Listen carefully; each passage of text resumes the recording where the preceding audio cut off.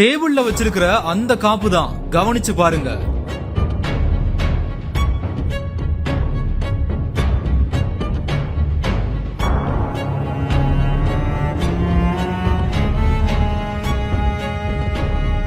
அஞ்சு பைசாவுக்கு கூட தேராதத 3 லட்சத்திற்கு விற்ற மாஸ்டர் மைண்ட் களவாணி.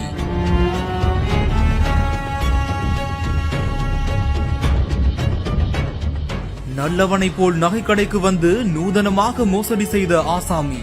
தங்க முலாம் பூசப்பட்ட 4 சவரன் போலி இரும்பு காப்ப நகைக்கடையில் 3.35 லட்சம் ரூபாய்க்கு விற்றுவிட்டு கம்போடியாவிற்கு தப்பிச் சென்ற இளைஞர் மீது போலீசார் வழக்கு பதிவு செய்திருக்காங்க.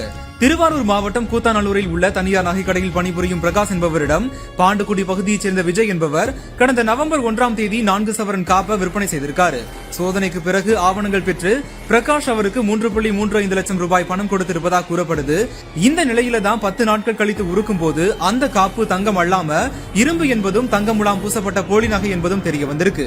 இதையடுத்து சிசிடிவி காட்சிகளின் அடிப்படையில் விசாரணை மேற்கொண்ட போலீசார் சம்பவத்திற்கு பிறகு விஜய் கம்போடியாவிற்கு தப்பிச் சென்றதை கண்டறிந்திருக்காங்க.